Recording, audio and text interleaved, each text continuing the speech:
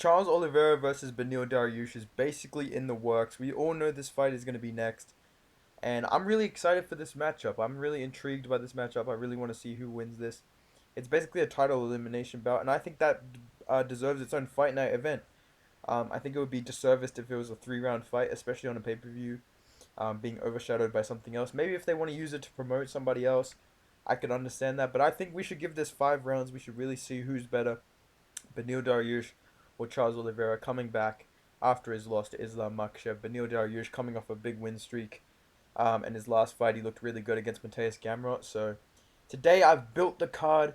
All right, I've done the main card, and I'm gonna give you 3 prelims as well. Obviously, in the main event, we've got Charles Oliveira versus Beneil Dariush, and I'll give you my thoughts on that soon. So stay tuned for that. But I'm gonna start off on this opener of this card, and you tell me what you think the theme of this card is. Where do you think this card's gonna take place, bro? All right, we're gonna open this card with Drakkar Close. Sorry, not Jakar Close. Drakkar Close versus Ishmael Bonfim. Bonfim looks so impressive in his last fight against Terrence McKinney. Bro, straight up just killed him, dude. Dude, bro literally hasn't woken up yet. Like, that was a brutal fucking flying knee, dude. And Drakkar Close has fought Beneil Dariush before. He's kind of rebuilding himself after losing to Beneil Dariush.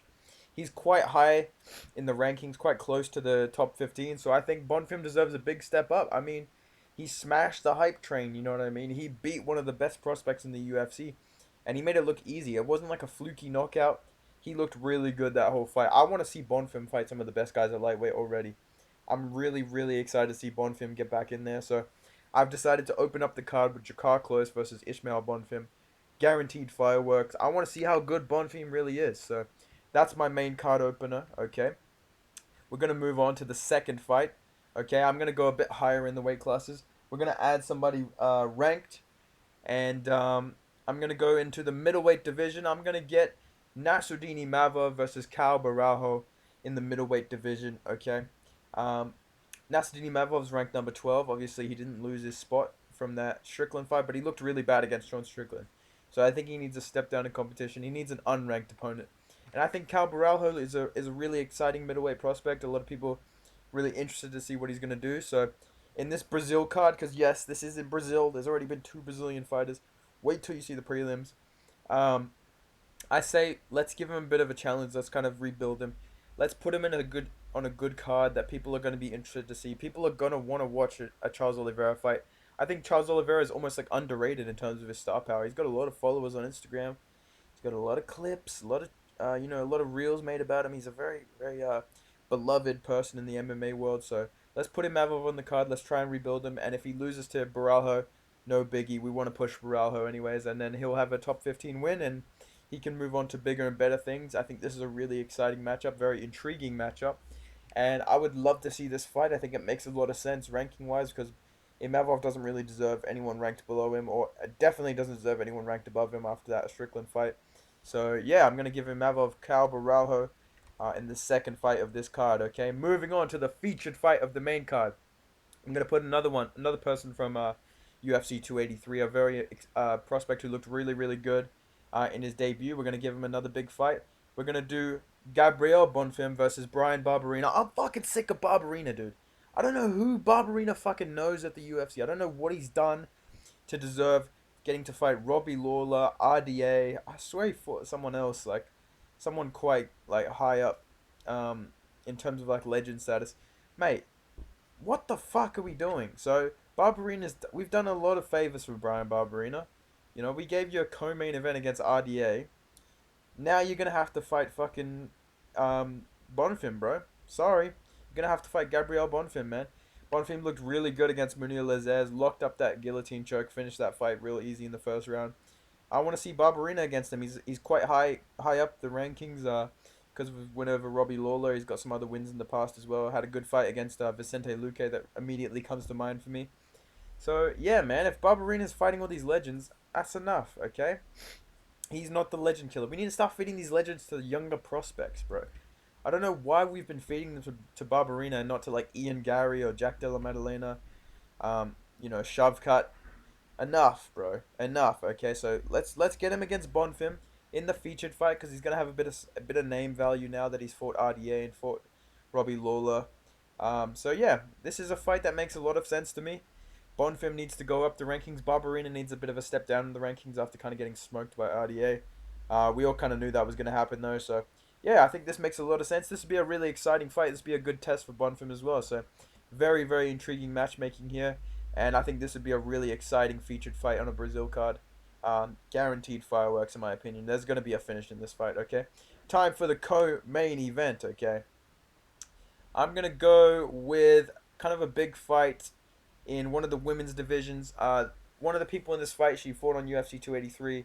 She wants a title fight next. I don't think she deserves it, so I'm going to give her one fight, and then if she wins that, maybe we can talk a title shot at strawweight. I'm going to do Marina Rodriguez versus Jessica Andrade. Marina Rodriguez, bad stoppage against Amanda Lemos. Very terrible reffing there. I think she deserves a big fight next, and she was very close to the title shot, in my opinion. I think she's one of the best strawweight contenders, and Jessica Andrade wants to fight Wei Lee again. I don't know why. I don't know why you'd watch Wei Lee's current fights and be like, you know what? Yeah, I want to fight her again, bro. Like, all right, man. Shit. Okay. Let's see if you can get through Rodriguez first. Then maybe we do Andrade versus Namajunas 3, you know? Who knows? Or if, Andrade finishes Rodriguez, then okay, maybe we can talk about a title shot. But and in the meantime, I think this is a really exciting fight, especially for the Brazil crowd. Jessica Andrade is a former champion. I think Rodriguez is Brazilian as well, so the fans would definitely love this one. And I know they don't deserve a good card. Like, they don't deserve this card, really, do they? After how they acted at 283, but I'm a nice guy. I'm a very, very nice guy. I'm a merciful guy, okay? I'm forgiving, okay? I'll give you this card. Two Brazilians. You can't walk out if one of them loses. Boom. You're done. Okay, there you go. But yeah, I think this is a really good matchup. And I'd be interested to see how Andrade deals with kind of the technical ability of Rodriguez, because she's one of the best strikers at strawweight. She's one of the only female strikers that I'm like, yeah, she's really got some nasty hands. Like she can really like pause, bro. Pause. That came out wrong. But yeah, she's got some fucking nasty boxing, bro. She can really hurt girls. She really like tries to finish them. So I like Rodriguez a lot. I think she's a really good fighter. So I'd love to see her fight Andrade. And Andrade deserves a fight that's a bit harder than a fucking human punching bag. Lauren Murphy, like, I'm not even gonna talk about that shit. But yeah, this is my co-main event. Okay, main event. We got Charles Oliveira versus Beneil Dariush. 5 rounds in Brazil. People love Charles Oliveira. They're gonna come watch this fight. They're gonna watch on ESPN Plus. I you guys know who I'm picking in this fight. You know who I'm picking if this fight gets made. I think this is gonna happen in May. Daniel Santos is already confirmed for a May fight night card that's got not much information about it. I think that could be this card. Oliveira Dariush and then Daniel Santos will be on prelims or something like that, or maybe opening the main card. But yeah, I can really see that happening. And honestly, I think Beneil Dariush has all the skills to beat Charles Oliveira. I think he's got the power. I think he's more technical on the feet, so I can see him dropping Oliveira. Um, and kind of staying out of danger on the feet. Do I see him getting hurt a little bit by Oliveira? Yes, very early on, but I think he has enough of a game to kind of hurt Oliveira on the feet, drop him, and when he goes to the ground with Oliveira, he's not going to be scared of the jiu-jitsu. He's got great jiu-jitsu himself. He's really good at scrambling, and he's very good at like flattening you and like neutralizing your grappling. He did it against Carlos Ferreira.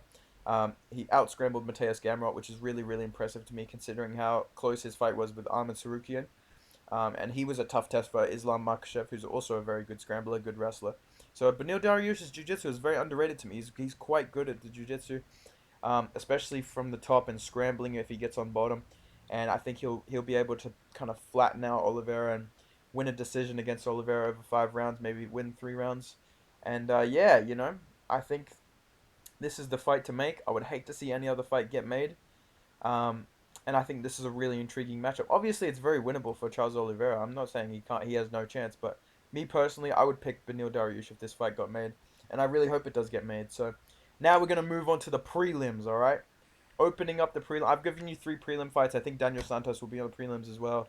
I wouldn't be surprised if maybe Gregory Rodriguez finds his way onto this card, but who knows after he got knocked out so badly. Obama he got impeached pretty bad in that last fight, so maybe he won't be on this card, but I'm sure there's other Brazilian fighters they want to put on this card. But I've given you 3 prelim fights. Okay, first one, we're gonna do Ayman Zahabi versus Mateus Mendonça.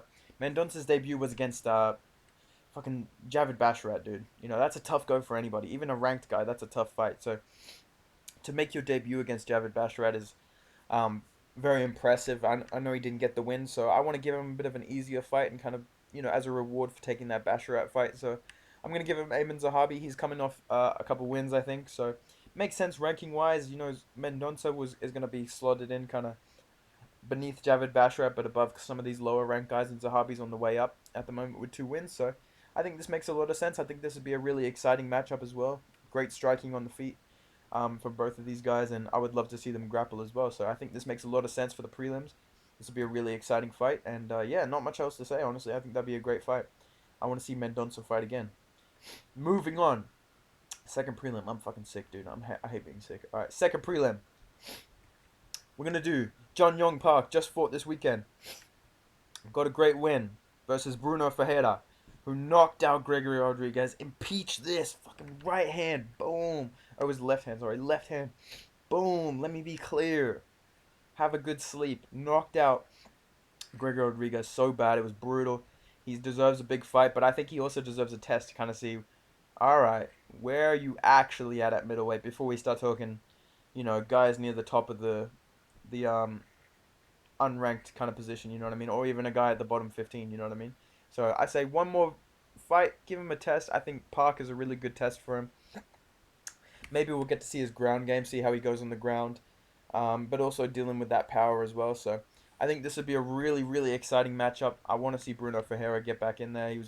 He looked really good against Gregory Rodriguez and caught him with a nasty left hand. He's clearly got a lot of power. So yeah, I'm very excited to see him fight again. I think this makes a lot of sense, matchmaking wise. Someone will probably tell me that fucking John Young Park was in his corner or something. That always happens to me. Every time I make a fight, they're like, "Oh, he was in the corner. You can't fight him." And I'm like, I don't fucking know. So look, unless John Young Park was in his corner, I think this is the fight to make that be a really exciting fight. Okay, so that's the second prelim I want to see. Last one, moving on, headlining the prelims. I guess I should put some women on this card, right? I guess I should put some women. I don't really feel that bad about it for this Brazil card. I think you guys deserve more. I think I've been quite nice to the Brazil crowd, all things considered. So headlining the prelims, I'm going to give you guys a really exciting matchup. As a reward for ruining Glover Teixeira's retirement. I think you guys deserve a really good fight. So I'm going to give you, as a prelim headliner, Ketlin Vieira versus Macy Chiasson. That's going to be such an awesome fight, guys. So all my Brazilian fans in the crowd that was there for Glover Teixeira's retirement, or that left for Glover Teixeira's retirement, here's a great fight for you guys to apologize for him losing, guys. I'm really sorry that happened for you guys, okay? So here's a really exciting fight that all of you can sit through and watch before the main card opens. It's gonna be wall to wall action. Oh, sorry, cage to cage action. Gonna be a great fight. I guarantee there's gonna be a finish in this fight. This is really exciting, okay, guys? This one's gonna be the fight of the night for sure, okay? But no, I think this is probably the next fight to make for both of these women. Both of them coming off a loss, and kind of title elimination type bouts. So makes a lot of sense. Two of the bigger girls are bantamweight as well. So hopefully they cancel out their fucking clinching against the fence. And yeah, let me know when this fight gets made so I can fucking avoid it, because, yeah, this would just be a shit show. But I had to be realistic. I had to give it kind of a women's fight and had to put Vieira on the card. And I think this is probably her next fight, so I chucked this one on there. But, yeah, Brazil, have fun with this fight, okay? Let me know what you think of this card down below, boys. Drop a like if you enjoyed this video. Make sure you subscribe as well. Follow me on Instagram at Bedtime MMA. Comment down below, bro. What do you think? Charles Oliveira, Beneil Dariush, who wins? Who do you think wins these other fights that I made as well on my main card? Let me know your thoughts down below. And if you want to see me build any other cards, let me know down below as well, bro. I'll give it a go, alright? I'll see you guys in the next video, alright? Goodbye.